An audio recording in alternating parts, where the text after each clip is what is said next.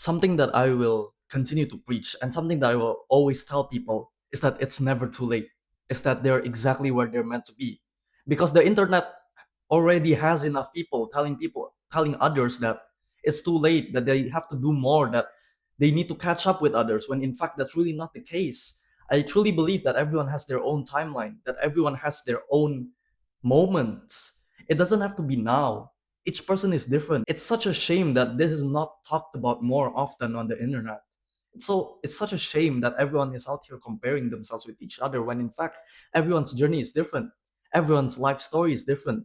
So there's no reason to compare. There's no reason to feel bad about yourself. There's no reason to feel like I'm late or I should have started earlier, where when in fact your story is yours. You're not him, you're not her. You're different, you're unique. That's what makes it special. That's what makes you you. So don't ever compare yourself to others.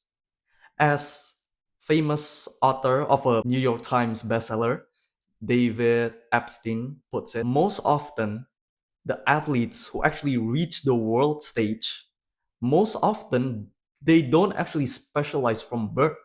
Most of them are quote unquote late. This idea that you have to specialize early, yeah, it's somewhat true, but it's not the rule. It's not always the case. You don't have to specialize early. You don't have to start as early as possible. You don't have to be grinding all day, every day since the beginning. No, you do realize that one of the greatest tennis players of all time, Roger Federer, Roger Federer, sorry if I said his name correctly, that is, he didn't touch the tennis racket that early in his childhood.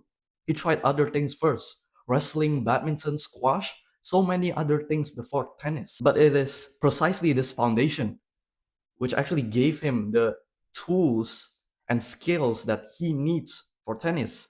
Or let's say it's the other case around. Let's say you actually specialize early from such a young age that you already start in, let's say, making a business, or let's say starting a sport, starting a skill, learning a new skill, trying to be good at something from such a young age. You commit. What if that's not your gift? What if that is not what you were put here for? What if that is not the thing that you were meant to do? It's okay to explore. It's okay to find other things to do. It doesn't, you don't have to immediately have it all figured out. You don't need to actually be committed to something that early.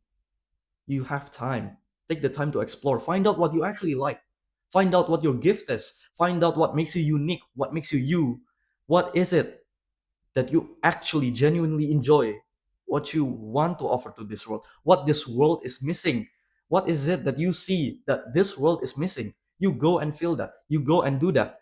You go and find out what your calling is, what your meaning is. Don't ever feel like it's too late. Don't ever feel like you're left behind, because you're not. You're not. You have time. Find out what you really want. Find out what your calling is. Find out your meaning.